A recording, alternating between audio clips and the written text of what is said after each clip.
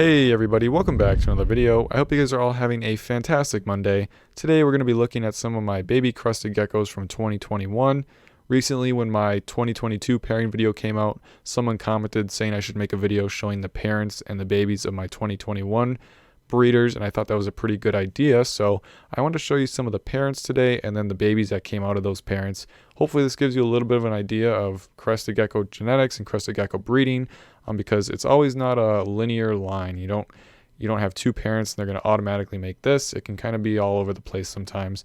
But I will say knowing your animals and knowing your geckos will definitely help you make more educated decisions on what geckos to pair together.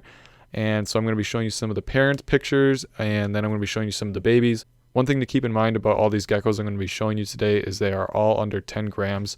So that means they still have a lot of room to develop as far as color and pattern goes. But I kind of have a pretty good idea of what a lot of them are going to look like. So I'll give you my thoughts on them and what I think about the pair and how it turned out in general. But let's jump right into it with our very first pair here, which was from Diamond in Red Velvet. My initial goal with this pair was to produce geckos that had a red base color with that nice white that Diamond has on him.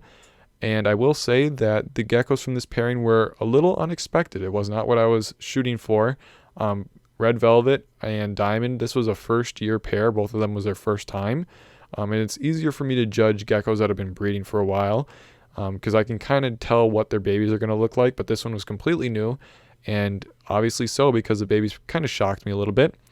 I'm only showing two babies from each pair today, and I tried to pick kind of a variety of babies, on the spectrum, I guess you could say.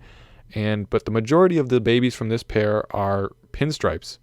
And one of them is a quad stripe, not shown in this video, or pretty close to a quad stripe, which I thought was very interesting considering Red Velvet's kind of like a phantom and Diamond's not really a pinstripe. So I thought it was kind of interesting that I think all the babies actually are pinstripes in some fashion. And the majority of them are pretty close to full pins.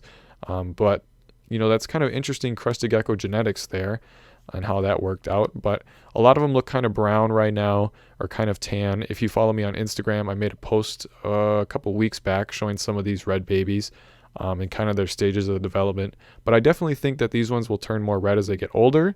How red is yet to be seen. And the thing I've learned when breeding red crested geckos over the years is that there's always a spectrum. It's very hard to get a pairing where all the babies are bright red. Majority of the time, there's some that are really bright, some that are mediocre, and then some that are kind of that brownish red color. So I'm sure that's how this will be too. Like this baby that we're looking at right now, the second one is a little bit more brown as we speak. So I doubt this one's going to get as bright red as maybe the first one will, but it's all time will tell.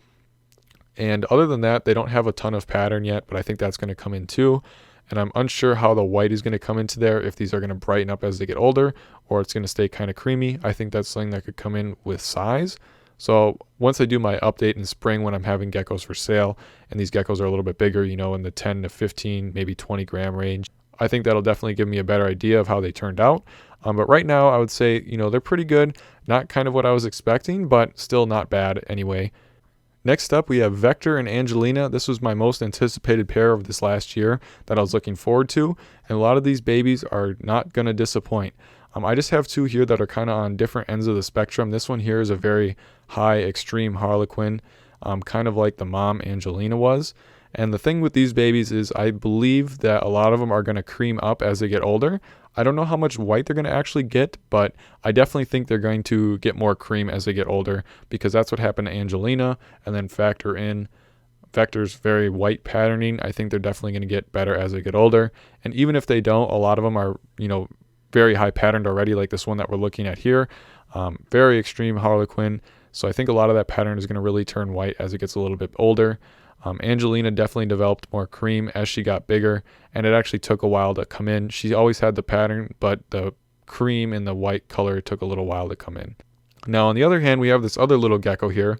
This one I caught at a bad time. It's shedding, but you can see that white is kind of hiding in there. It doesn't have as much pattern, but the dorsal is a little bit wider. The sides are a little bit wider.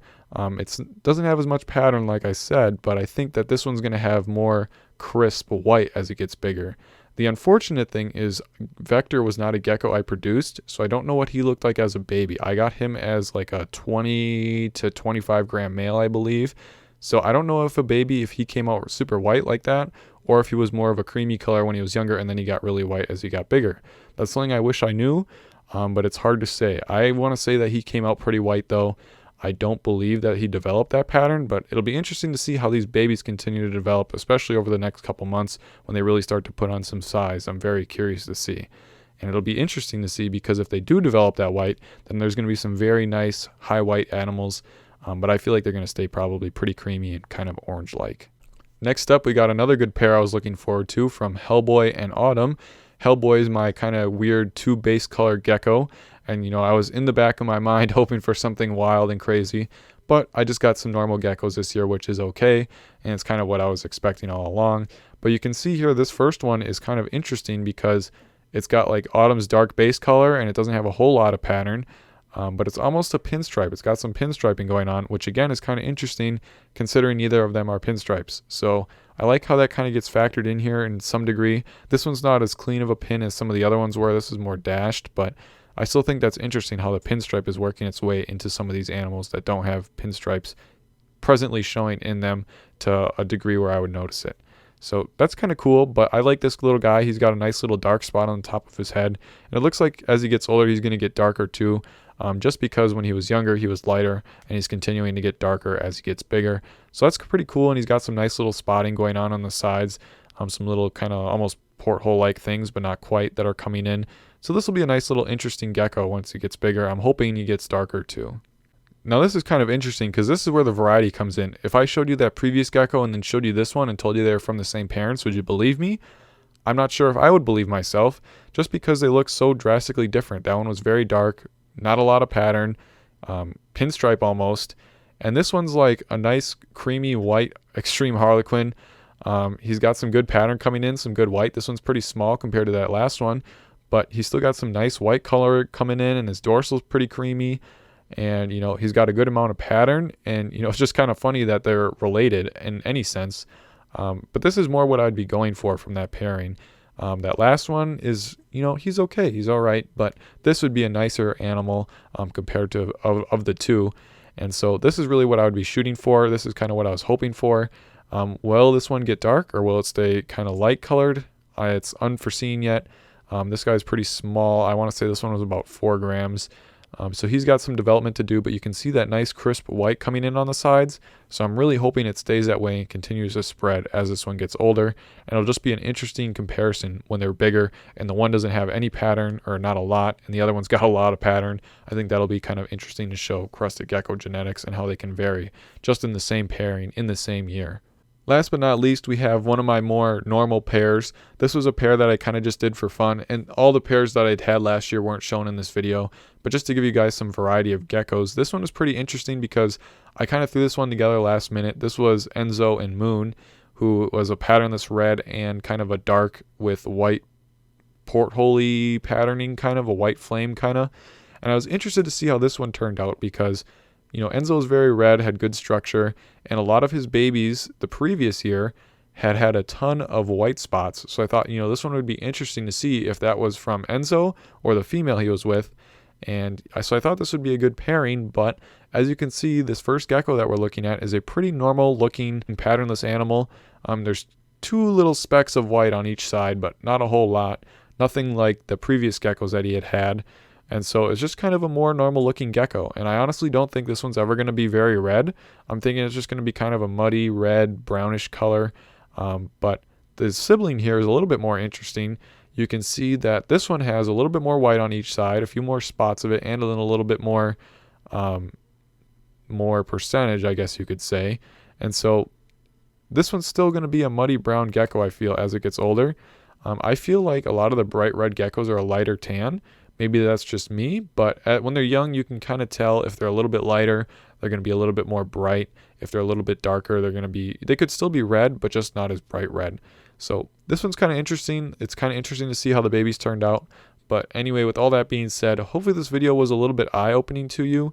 Like I said earlier, these are all just pairings that I tried to pick 2 interesting babies from, but I, of course, have a lot more babies from each one. And when I do my sale video in the springtime, I'll be showing you all the babies. So that'll give you a better idea. And as they get bigger too, that'll also give you a better idea. But I'm just going to show you some of the pairs that have had confirmed locks this year so far. So we've got some nice lily white stuff coming and some nice red lily white stuff coming, and just a whole bunch of nice geckos breeding this year. So these are all the ones that have confirmed to lock together and hopefully have eggs on the way.